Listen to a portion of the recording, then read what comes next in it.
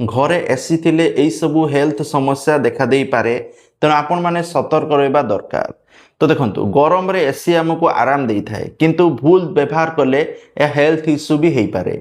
कारण जदि आपण माने एसी की भूल व्यवहार करिवे धरंतु एसी जति दरकार सेति यूज करिया दरकार से मन इच्छा यूज करिवे ताले आपनकर हेल्थ इश्यू मध्ये आसी पारे।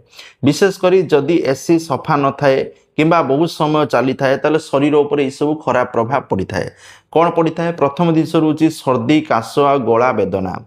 बहुत थंडारे जदि आपण माने एसी चलेबे ताले आपनकर गला सुखी जिवो आपन को अत्यधिक ठंडा लागिवो काश गला खराब होबो नाक बंद होबो चर्म सुखिला सुखिला लागिवो मुह सुखिला सुखिला लागिवो ता सहित गला मध्ये वेदना थिवो माने बथा हबो। तेनु बेस्ट जिनस होची आपण माने 24 रु 26 डिग्री रे तापमात्रा रे एसी चलांतु जदि आपण माने चलौचंती ताठा जदि कम रे चलेबे ताले ई सब प्रॉब्लम फेस करिवे। द्वितीय रे ड्राई स्किन आउ डिहाइड्रेशन हबो।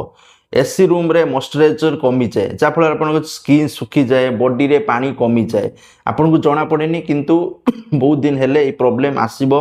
स्किन ड्राई ड्राई लागिबो लिप्स फाटिबो ओठ फाटिबो ठीक अछि। तेनु आपण मान जदि एसी रे रहउचंती अधिक पानी पियंतु मॉइस्चराइजर व्यवहार करंतु।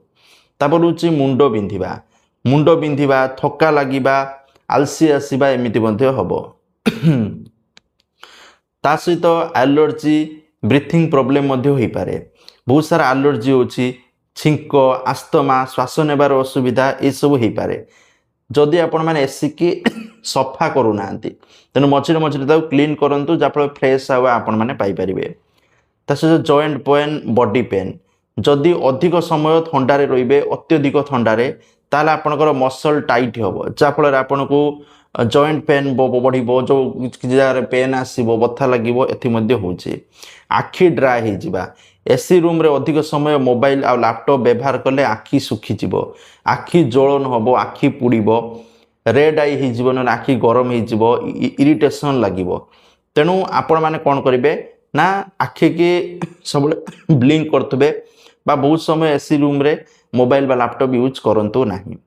तापर होची सेफ भाबे एसी व्यवहार करिवार टिप्स टेम्परेचर 24 रु 26 डिग्री रखंतु रेगुलर सर्विस करंतु फिल्टर को सफा करंतु दिन को किछि समय फ्रेश एयर नियंतु ना कि सबल एसी रूम रे पसिकी रुहंतु नाही। पानी अधिक पियंतु स्लीप मोड व्यवहार करंतु राति रो सोइला बेले ए सब जिंस जदी करूचंती ताला आपण ठीक रहबे। थैंक यू जय जगन्नाथ।